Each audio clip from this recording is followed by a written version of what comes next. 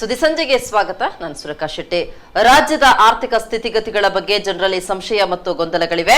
ಈ ಹಿನ್ನೆಲೆಯಲ್ಲಿ ರಾಜ್ಯ ಸರ್ಕಾರ ಶ್ವೇತಪತ್ರ ಬಿಡುಗಡೆಗೊಳಿಸಬೇಕೆಂದು ಮಾಜಿ ಸಚಿವ ಯುಟಿ ಖಾದರ್ ಹೇಳಿದ್ದಾರೆ. ಮಂಗಳೂರಿನಲ್ಲಿ ಪತ್ರಿಕಾಗೋಷ್ಠಿಯಲ್ಲಿ ಮಾತನಾಡಿದ ಅವರು, ರಾಜ್ಯದ ವರದಿಯನ್ನ ಕೇಂದ್ರ ತಿರಸ್ಕರಿಸುವುದು ರಾಜ್ಯದ ಜನರಿಗೆ ಅವಮಾನ. ಕೇಂದ್ರ ನಮ್ಮನ್ನ ವೈರಿಗಳ ರಾಜ್ಯ ಅಂತ ಪರಿಗಣಿಸಿದೆ. ಮಾತ್ರವಲ್ಲ, ಮುಖ್ಯಮಂತ್ರಿ ಯಡಿಯೂರಪ್ಪ ಮೊದಲು ಕರ್ನಾಟಕದ ಖಜಾನೆ ತುಂಬಿ ತುಳುಕ್ತಾ ಇದೆ ಅಂತ ಹೇಳಿದ್ರು. ಈಗ ಕರ್ನಾಟಕದ ಖಜಾನೆ ಖಾಲಿಯಾಗಿದೆ ಅಂತ ಹೇಳ್ತಾ ಇದ್ದಾರೆ. ಆದ್ದರಿಂದ ಅವರ ಮಾತುಗಳಲ್ಲಿ ಗೊಂದಲಗಳು ಕಾಣ್ತಾ ಇದ್ದು ರಾಜ್ಯ ಸರ್ಕಾರ ಶ್ವೇತ ಪತ್ರ ಬಿಡುಗಡೆಗೊಳಿಸಬೇಕು ಅಂತ ಹೇಳಿದ್ರು. ಸಂಸದರನ್ನ ನೋಡಿ ಓಟು ಕೊಡಬೇಡಿ, ಮೋದಿಗೆ ಓಟು ಕೊಡಿ ಅಂತ ಚುನಾವಣೆ ಸಂದರ್ಭ ಹೇಳಿದ್ರು. ಈಗ ಜನರಿಗೆ ಅರ್ಥ ಆಗ್ತಾ ಇದೆ, ಕೆಲಸ ಮಾಡುವ ಸಂಸದರಿಗೆ ಓಟು ಕೊಡಬೇಕಿತ್ತು ಅಂತ ಜನ ಮಾತನಾಡ್ತಾ ಇದ್ದಾರೆ. ಈ ಹಿಂದೆ ಅನಂತಕುಮಾರ್ ನ್ಯಾಯ ದೊರಕಿಸಿಕೊಡ್ತಾ ಇದ್ರು.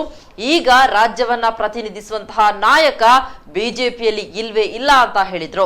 ಮಂಗಳೂರಿನ ರಾಷ್ಟ್ರೀಯ ಹೆದ್ದಾರಿ ಅವ್ಯವಸ್ಥೆ ಬಗ್ಗೆ ಕಿಡಿಕಾರಿದ ಖಾದರ್, ರಸ್ತೆಯ ಗುಂಡಿ ಮುಚ್ಚಲು ಯಾಕೆ ಅಸಡ್ಡೆ? ಜನರು ಇಷ್ಟು ವಿಶ್ವಾಸ ಇಟ್ಕೊಂಡು ಬಿಜೆಪಿಗೆ ಅಧಿಕಾರ ಕೊಟ್ಟದ್ದೇ ತಪ್ಪ, ಕೆಲಸ ಮಾಡುವ ಆಸಕ್ತಿ ಬಿಜೆಪಿ ಸರ್ಕಾರಕ್ಕೆ ಇಲ್ಲ ಅಂತ ಹೇಳಿದ್ರು. ಇನ್ನು ಬೆಳ್ತಂಗಡಿ ಶಾಸಕ ಹರೀಶ್ ಪೂಂಜಾರನ್ನ ತರಾಟೆಗೆ ತೆಗೆದುಕೊಂಡ ಖಾದರ್, ಹರೀಶ್ ಪೂಂಜಾ ಜಾಹೀರಾತು ಹಾಕಿ ಪ್ರಚಾರ ಪಡ್ಕೊಂಡಿದ್ರು. ಈ ಸಲ ಭೀಕರ ನೆರೆ ಪ್ರವಾಹಕ್ಕೆ ಬೆಳ್ತಂಗಡಿ ನಲುಗಿ ಹೋಗಿದೆ. ಬೆಟ್ಟಿ ಪ್ರಚಾರ ತೆಗೆದುಕೊಂಡ ಬಿಜೆಪಿ ಶಾಸಕ ಯಾಕೆ ಕೇಂದ್ರದಿಂದ ಅನುದಾನ ತರಿಸಿಲ್ಲ ಅಂತ ಕಿಡಿಕಾರಿದ್ರು. ಮಂಗಳೂರಿಗೆ ಎಂಟುವಂತ ನಂತೂರು ಜಂಕ್ಷನ್ ನೋಡಿ, ಒಂದು ವಾಹನಗಳಿಗೆ ಸರಿಯಾಗಿ ಹೋಗ್ಲಿಕ್ಕೆ ಸಾಧ್ಯ ಇಲ್ಲ. ನಾವು ಇವತ್ತು ಪಂಪೆಲ್ ಜಂಕ್ಷನ್ ಒಳಗಡೆ ಬರುವಂಥ ಸಂದರ್ಭ ನೋಡಿ, ಅಲ್ಲೊಂದು ಸಂತೋಷದ ವಾಹನ ಬಿಟ್ಟುಕೊಂಡು ಬರಲಿಕ್ಕೆ ಇವತ್ತು ಸಾಧ್ಯ ಇಲ್ಲ. ಇವತ್ತು ಶಾಸಕರು ಅವರೇ, MP ಅವರೇ, ಉಸ್ತುವಾರಿ ಸಚಿವರು ಅವರೇ, ಮುಖ್ಯಮಂತ್ರಿಯೂ ಅವರೇ, ಪ್ರಧಾನಮಂತ್ರಿ ಕೂಡ ಅವರೇ. ರಸ್ತೆಯಲ್ಲಿ ಮಾತ್ರ ಗುಂಡಿ ಮುಚ್ಚುವುದಿಲ್ಲ. ಪ್ರಕೃತಿ ವಿಕೋಪ ಸಂಬಂಧಪಟ್ಟ ಹಾಗೆ ಕರ್ನಾಟಕದ ವರದಿಯನ್ನು ಕೇಂದ್ರ ಸರ್ಕಾರ ತಿರಸ್ಕರಿಸಿ,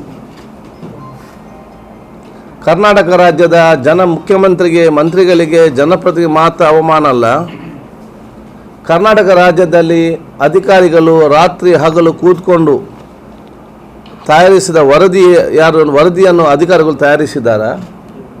ಅವ್ರು ಮಾತ್ರ ಅಲ್ಲ, ಇಡೀ ಕರ್ನಾಟಕದ 6.5 ಕೋಟಿ ಜನಸಾಮಾನ್ಯರು ಅವಮಾನ ಮಾಡಿದ ಅಂತ ಹೇಳಲಿಕ್ಕೆ ನಾನು ಬಯಸ್ತೇನೆ.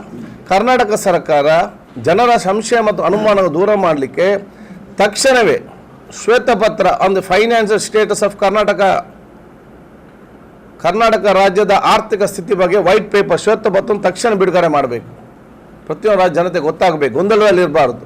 ಸತ್ಯಾಂಶ ತಿಳಿಸುವಂಥ ವಿಚಾರ ಇವತ್ತು ಆಗಬೇಕು ಹೇಳಲಿಕ್ಕೆ ನಾನು ಬಯಸ್ತೇನೆ. ಇಲ್ಲಿ ಓಟಬೇಡಿ, ಸಂಸದರನ್ನು ನೋಡಬೇಡಿ, ಮೋದಿಯನ್ನು ನೋಡಿ ಓಟು ಕೊಡಿ ಅಂತ ಹೇಳಿದ್ರು ಎಲ್ಲರೂ ಕೂಡ. ಸಂಸದನ್ನು ನೋಡಬೇಡಿ, ಮೋದಿಯನ್ನು ನೋಡಿ ಓಟು ಕೊಡಿ ಅಂತ ಹೇಳಿ. ಈಗ ಗೊತ್ತಾಗ್ತದೆ, ಮೋದಿಯನ್ನು ಓಟಿ ಕೊಡೋದಲ್ಲ, ಸಂಸದನ್ನೇ ಕೊಡಬೇಕು. ಯಾರು ಕೆಲಸ ಮಾಡ್ತಾರೆ ಅವರಿಗೆ ಮಾತ್ರ ಕೊಡಬೇಕಂತ ಈಗ ಗೊತ್ತಾಗ್ತದೆ ಜನರಿಗೆ. ಕೆಲಸ ಮಾಡುವವರಿಗೆ ಕೊಟ್ಟು ಇಲ್ಲಿ ಕಲಿಸಿದರೆ ಧೈರ್ಯವಾಗಿ ಅಲ್ಲಿ ಪ್ರಧಾನಮಂತ್ರಿ ಮುಂದೆ ಕೂತು ಮಾತಾಡಿಕೊಂಡು ಬಹುಶಃ ಇವತ್ತು ನಮಗೆ ಆಗುವಂಥ ಅನ್ಯಾಯ ತಡೆಗಟ್ಟುವಂಥ ಕೆಲಸ ಮಾಡ್ತಿದ್ರು.